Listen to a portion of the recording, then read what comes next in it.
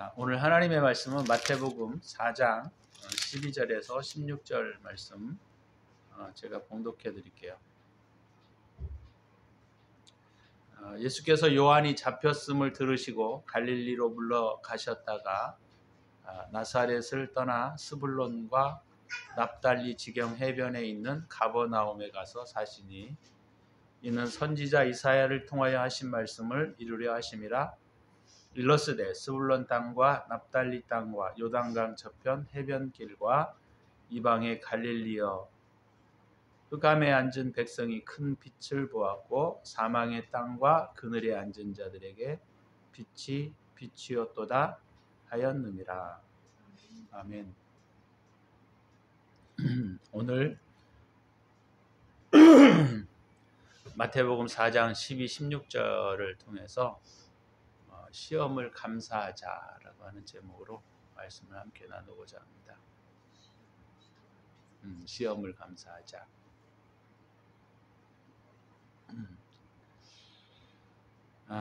시험은 모든 사람에게 좋지 않은 경험입니다. 그렇죠? 좋지 않은 경험들인데 우리가 시험을 겪지 않고 시험을 통하지 않고서는 우리가 신앙의 사람으로 온전히 서지를 못하게 되어 있습니다. 그래서 오늘 말씀을 통해서 시험에 대한 부분들을 우리가 함께 나누려고 합니다. 오늘 본문의 내용을 여러분들이 보시면 시험에 관련되어 있는 내용이 하나도 있지 않은 것 같아 보이죠, 그죠? 그런데 오늘 본문을 우리가 첫 번째는 제가 역사적 관점에서 또 문학적 관점에서 처음에는 함께 나눌 것이고, 두 번째는 그것보다 좀 더 깊은 상징적인 또는 영적인 의미로서의 오늘 이 본문의 의미가 무엇인지에 대해서 함께 나누려고 합니다. 첫 번째는 예수님이 어디에서 자라셨죠? 나자렛이라고 하는 동네에서 자라셨어요. 그러다가 예수님께서 처음에 세례 요한의 세례를 받으시고 광야에 가서 시험을 겪은 다음에 그 다음에 어디로 가셨느냐면 나사렛으로 돌아오시지 않았어요. 나사렛으로 돌아오지 않고 어디로 가셨냐면 예수님의 처음에 복음의 거점이었던 가버나움이라고 하는 지역입니다. 가버나움. 근데 이 가버나움은 오늘 본문의 내용에 보시면 13절에 보니까 나사렛을 떠나 스불론과 납달리 지경 해변에 있는 가버나움에 가서 사셨다 이렇게 표현하고 있어요. 그죠? 그러니까 이 가버나움이라고 하는 지역은 여기 오늘 우리가 성경에서는 해변이라는 표현으로 나와 있는데 갈릴리 바다라고 표현하기도 하고 또 갈릴리 호수라고 표현하기도 합니다. 우리가 대륙 지방에 살아가는 사람들은 대부분 이 갈릴리 해변이에요. 아니 갈릴리 해변이라기보다는 갈릴리 호숫가 이렇게 우리가 이해하는 게 더 빨라요. 갈릴리 바다는 그렇게 굉장히 크지 않습니다. 사실. 근데 호수죠, 사실은. 갈릴리 호수. 근데 이 갈릴리라고 하는 이 호수 지변 호숫가에 오늘 예수님께서 사셨다 이렇게 표현하고 있습니다. 이 가버나움이라고 하는 지역은 오늘 본문에 나와 있는 것처럼 스불론과 납달리 지경 해변에 있는 가버나움이다 이렇게 표현되고 있는 것을 볼 수가 있습니다. 자, 예수님이 공생애를 시작하시는데 오늘 본문의 내용에 보시면 예수님이 공생애를 시작해야 된다고 한다면 여러분 우리가 한번 생각해 보세요. 어디 가서 예수님이 사셔야 하는지, 예수님이 어디에서부터 복음을 전파하셔야 될까요? 생각해 보시면 사실은 예루살렘 지역, 예루살렘. 근데 오늘 본문의 내용에 보면 주님이 예루살렘에 가서 사신 것이 아니고 오늘 가버나움 지역에 사셨다 이렇게 표현하고 있습니다. 자, 가버나움 지역은 우리가 오늘 본문에서 우리가 보게 되면 이 본문의 지역적인 의미로서도 이방인과 유대인의 그 경계선에 있는 지역이에요. 유대인들이 예루살렘 지역에 이렇게 있었다고 한다면 이 갈릴리는 유대인들과 이방인들의 경계점에 있었던 지역이에요. 굉장히 아이러니한 우리가 예수님의 이 사역입니다. 왜냐하면 예수님의 사역이라고 할 때 예수님의 사역은 굉장히 중요한 의미들을 가지고 있어요. 그러니까 예수님이 그냥 아무 지역이나 가서 막 이렇게 사시고 복음을 전하신 게 아니고 예수님은 행동 자체나 그가 사시는 곳이나 그가 움직이는 것이나 이런 것들이 다 그냥 의미 없이 움직이고 의미 없이 이렇게 행동하시는 것이 아니라 다 하나님의 계획과 뜻이 있고 그곳에 뭔가 의미가 있기 때문에 주님이 그렇게 하시는 거예요. 그래서 우리가 이런 것들을 그냥 흘려버리게 되면 예수님이 가버나움에서 사셨구나. 그렇게 생각할 수 있는데 그게 아니라는 거예요. 그게 굉장히 중요한 의미를 가지고 있다라는 겁니다. 그러면 우리가 영적으로 생각해 볼 때, 신앙적으로 생각해 볼 때 예수님이 성전이 있던 예루살렘 가장 그 핵심에서 예수님이 복음을 전해야 되지 않을까 우리가 이렇게 생각할 수 있잖아요. 그런데 오늘 본문의 내용에 보면 유대인과 이방인의 경계선에서 복음을 전하기 시작했다라고 하는 거예요. 이것은 굉장히 중요한 어떤 의미가 있기 때문에 이렇게 하신다라고 하는 거예요. 우리가 성경을 통해서 우리가 보게 되면 예수님을 가장 적대시했던 사람들이 누구였냐면 예루살렘에 있었던 사람들이에요. 다시 말하면 하나님에 대해서 가장 정확하게 알고 있다고 생각했던 사람들, 또 하나님에 대하여 가장 가까이 섬기고 있었다고 하는 사람들에게 사실은 배척당했다라고 하는 거예요. 굉장히 중요한 의미가 있습니다.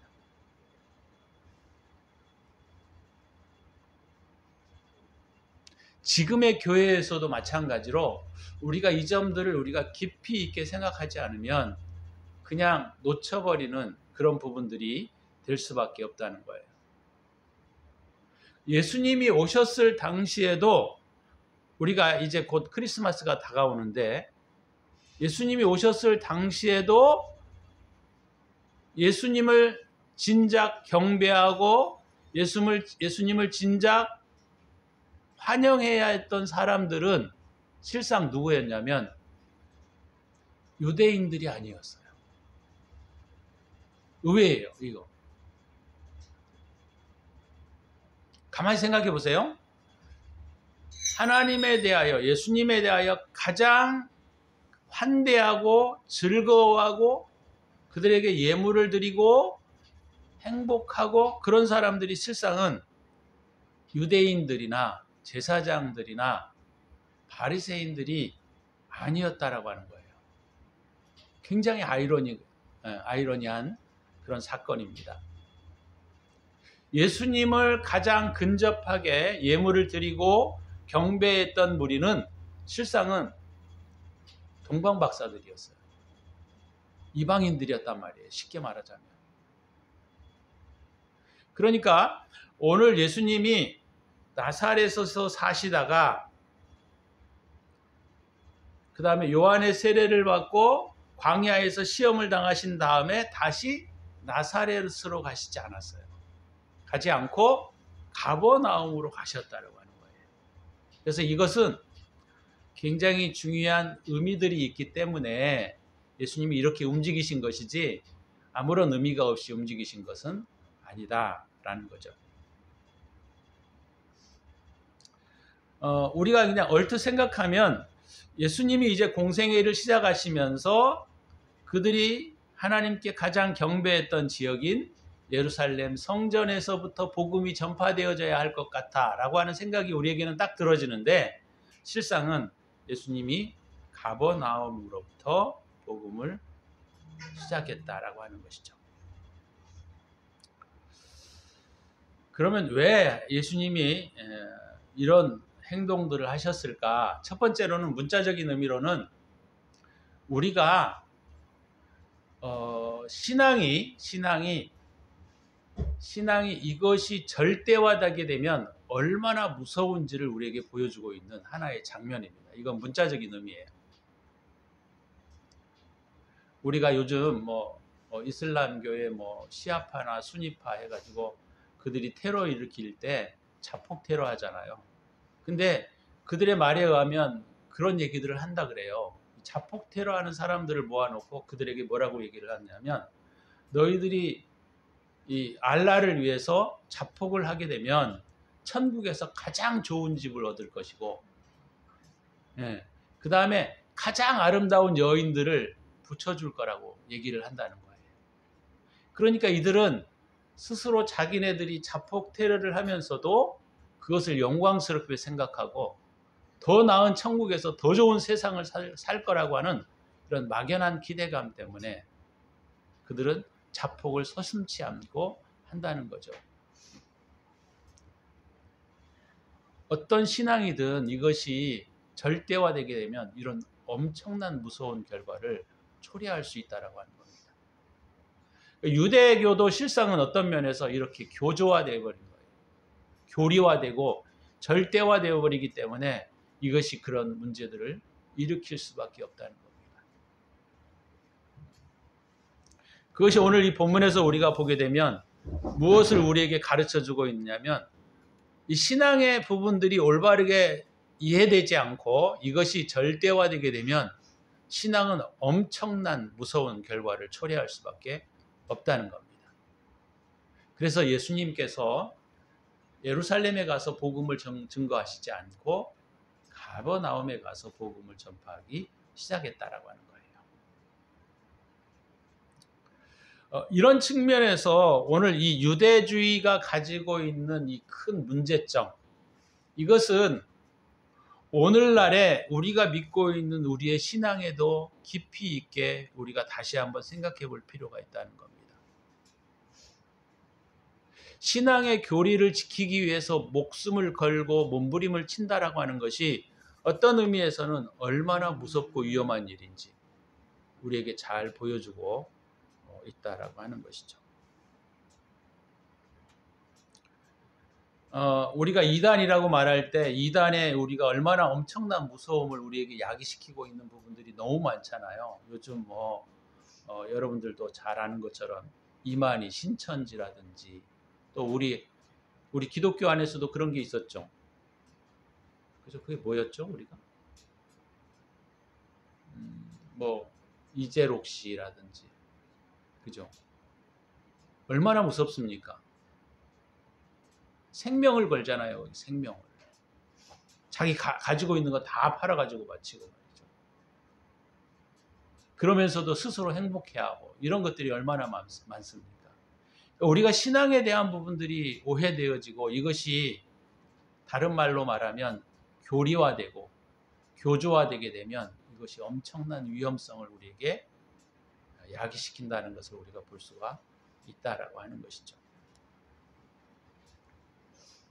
그런 측면에서 오늘 유대교가 주고 있는 이 위험성이 우리 기독교 안에도 있지 않는가, 이걸 우리가 다시 한번 살펴볼 필요가 있다는 겁니다.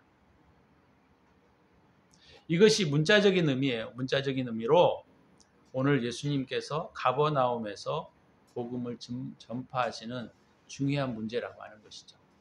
그래서 우리가 성경에 보게 되면 예수님의 그 사역은 대부분 유대인들에 대하여 또는 바리새인이나 사두개인들에 대하여 늘 대적하고 반역하고 또 주님께서 그들을 채찍질하고 책망하는 것들로 거의 다 쓰여져 있다는 것을 우리가 볼 수가 있습니다. 그러니까 이런 거예요. 우리가 일반적으로 신앙에 대한 내용들을 잘 모르면 그들도 죄인이고 유대인들도 똑같은 죄인이에요. 근데 유대인들이 더 무서운 것은 뭐냐면 신앙의 교조주의로 똘똘똘 뭉쳐져 버렸기 때문에 무서운 겁니다.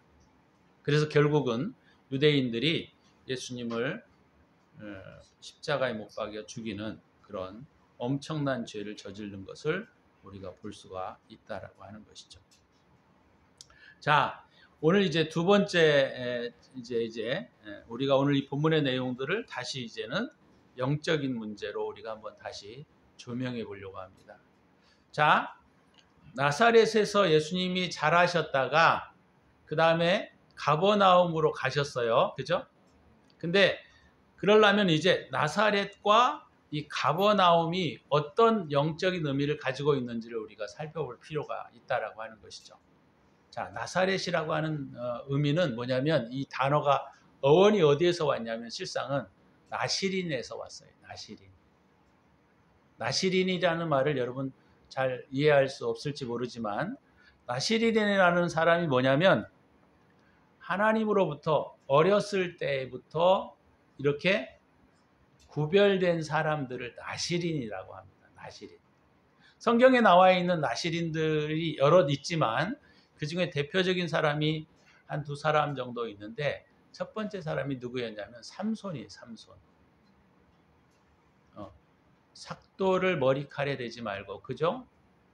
그 다음에 부정한 것들을 가까이 하지 말고 독주를 입에 대지 말고, 이것이 그들의 계명이었던 거죠. 그 다음에 삼손뿐만 아니고 또 누구 있냐면 사무엘, 이런 사람들도 나시린이었어요. 그러니까 이 나시린이라고 하는 사람들의 특징은 뭐냐면 세상으로부터 온전히 하나님께로부터 바쳐진 사람들, 그런 뜻이 있는데 영적인 의미로는 뭐냐면 구별된 사람들, 이런 뜻을 가지고 있어요. 구별된 사람들.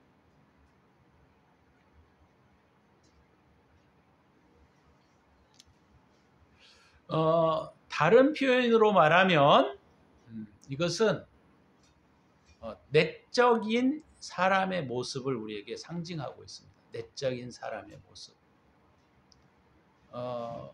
이걸 좀 이해하기 좀 쉽게 표현하자면 속사람, 성경에 나와 있는 것처럼 속사람 이렇게 표현할 수 있을지 모르겠어요.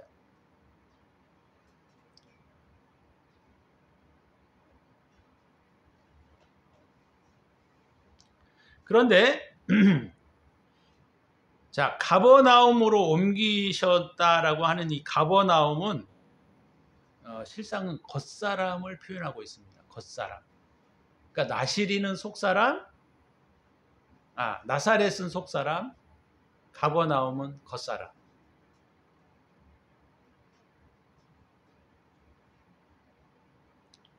내면이 하나님께 구별된 삶을 사신 예수님께서 이제 이 가버나움은 겉사람으로 진행되어져 가는 과정인 거예요.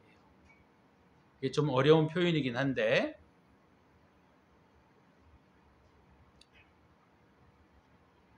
자, 근데 나사렛에서 가버나움으로 옮기셨을 때 그 중간에 어떤 단계가 있었느냐면 두 가지 단계가 있었어요. 첫 번째로 아까 뭐라고 말했죠? 요한의 시험. 그죠? 요한의 세례. 요단강에서 요한의 세례가 있었고, 두 번째는 뭐 있냐면 요한으로부터 세례를 받고 난 다음에 예수님이 광야 생활로 시험을 당하시는 장면이 나와 있어요. 그러니까 이 두 과정을 통하여 예수님께서 가버나움으로 가신다라고 하는 것은 어떤 의미를 가지고 있냐면 굉장히 이 속사람의 이 내면적인 사람이 겉사람화 되어서 시험에 승리해서 주님이 그것을 통하여 온전하심을 이룬다라고 하는 의미를 가지고 있습니다. 그래서 우리가 상징적인 의미로 보면 나사렛에서 가버나움으로 오신다라고 하는 것은 우리에게 있어서도 굉장히 중요한 것인데, 우리의 속사람이 온전하게 되려면 시험을 통하여 시험을 승리로 이끈 다음에 우리의 겉사람으로 온전하게 나타나는 삶이 되어가야 한다는 거예요. 어렵죠? 약간 좀 어려운 말인데, 예수님이 이런 행동들은 그냥 아무렇게 하시는 행동들이 아니라 굉장히 중요한 의미를 가지고 있다는 거예요. 조금 쉽게 이해하기 쉽게 표현을 하자면 그런 거예요. 우리 안에 선을 품고 있었는데 이게 착한 일이야 라고 생각만 하고 있다가 그냥 지나쳐 버리면 우리에게 의미가 없다는 거예요. 시험을 통하여 그것이 우리 안에서 내면적으로 겉사람에게 확증이 되어야 한다는 거예요. 이것이 그런 의미가 있다는 겁니다. 다시 말하면 이거 좋은 일이지, 이거 착한 일이야, 이렇게 우리 안에 선을 품고만 있어가지고서는 그것은 우리에게 의미가 없다는 거예요. 이게 착한 일이야, 이게 선한 일이야 라고 하는 마음을 가지고 있었다고 한다면 시험을 통해서 우리의 삶의 어떤 외부적인 행위를 통하여 이것이 겉으로 완벽하게 드러나지 아니하면 이것은 선과 진리가 될 수 없다는 것을 의미하고 있습니다. 그래서 오늘 이 가버나움의 시험은, 가버나움에서 예수님이 복음을 전파하시는 이 사건은 우리에게 영적인 의미로서 되게 중요한 의미가 있는데, 그것은 바로 뭐냐면 우리 또한 예수님처럼 우리의 내면에 품고 있는 이 선함이 우리의 실생활적으로 시험을 통하여, 어려움을 통하여 내가 이것을 외부로 발출시키지 않으면, 좀 이게 또 어려운 말인가요? 그러니까 외부로 나타나지 않으면 이것은 선과 진리가 될 수 없다는 것을 말하고 있는 겁니다. 우리는 보통 그냥 시험을 당하면 감사합시다 이런 의미로 우리가 생각하고 있는데, 시험을 반드시 극복하셔서 우리의 내면에 있는 선함이 우리의 외면으로 확장되어지고 이것이 증명되어져야만 이것이 온전한 선함과 진리가 될 수 있다는 것을 우리에게 가르쳐주고 있다는 거예요.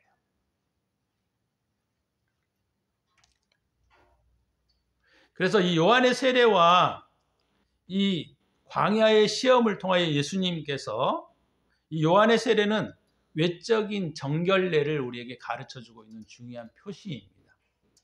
그 다음에 시험은 예수님께서 3가지 시험을 당하시면서 그가 그것들을 극복해내시는 과정을 통하여 이 가버나움, 우리의 내면이 우리의 외면으로 나타나시는 모습들을 영적으로 상징하고 있다는 거예요.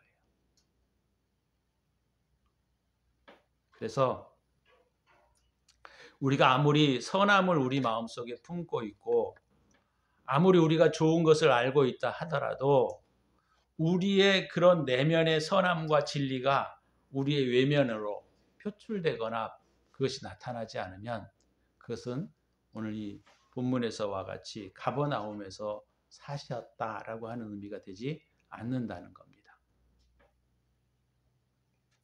그래서 저와 여러분들이 우리 안에 선함과 우리 안에 있는 진리를 누구나 다 알고 있어요.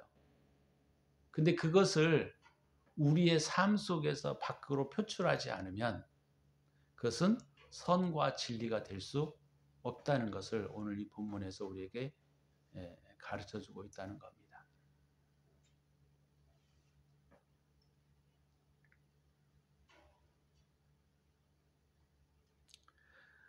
예수님께서 그가 외면적으로 요한에게 세례를 받으신 다음에 그 다음에 광야에서 40일 동안 줄이시고 시험을 받으시면서 그가 이 시험에 대하여 온전히 승리하시고 난 다음에 가버나움에 가셔서 사셨다라고 하는 의미가 바로 그의 예수님의 그러한 모습들이 바깥으로, 그러니까 겉사람으로 표출되어지는 장면들을 우리에게 보여주고 있다는 겁니다.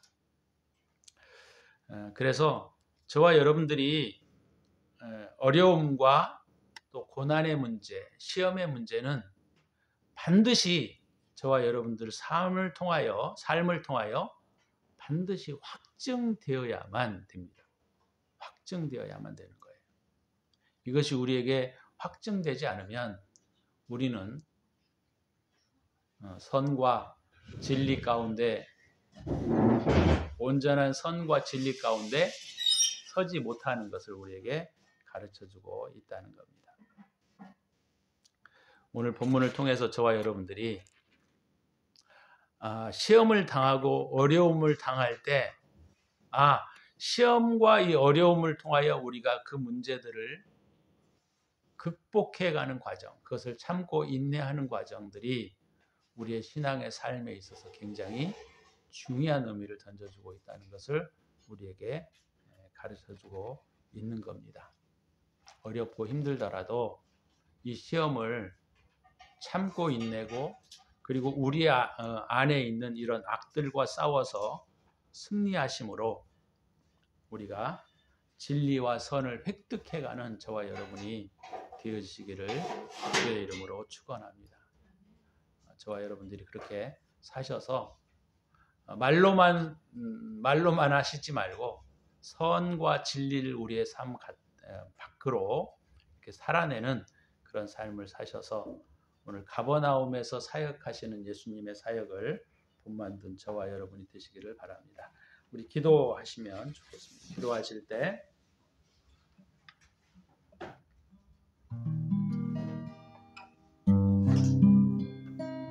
첫 번째는 우리가 어려움을 겪는 것은 극복하기 위한 하나님의 축복이에요. 어려움이 있을 때 포기하지 말고 무너지지 마시고 끝까지 그 싸움들을 이겨내셔서 저와 여러분의 삶 겉으로 나타나는 삶이 되어질 수 있도록 그렇게 하시면 좋을 것 같고, 우리가 그냥 말로만 사랑 또는 말로만 선 이렇게 말하시지 말고 진심으로 우리의 삶과 우리의 겉으로 나타나는 삶이 되게 하셔서 우리가 가버나움에서 사는 예수님의 사역이 시작되어지는 것처럼 우리의 삶도 그런 복들이 임하기를 바랍니다. 우리가 그런 마음으로 기도하는 시간들을 잠시 가지면 좋겠습니다. 기도하며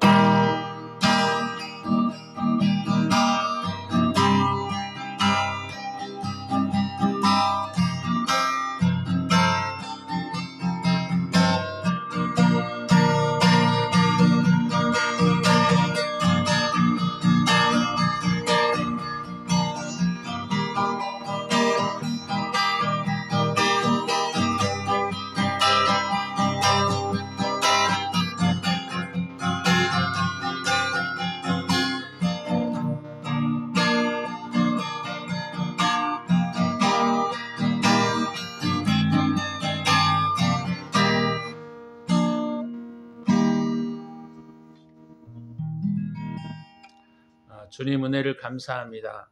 오늘 저희들이 예수님께서 나사렛에서 가버나움에서 사셨던 것을 과정을 통하여 배울 수 있는 영적인 진리들을 우리가 함께 살펴볼 수 있게 하셔서 감사합니다.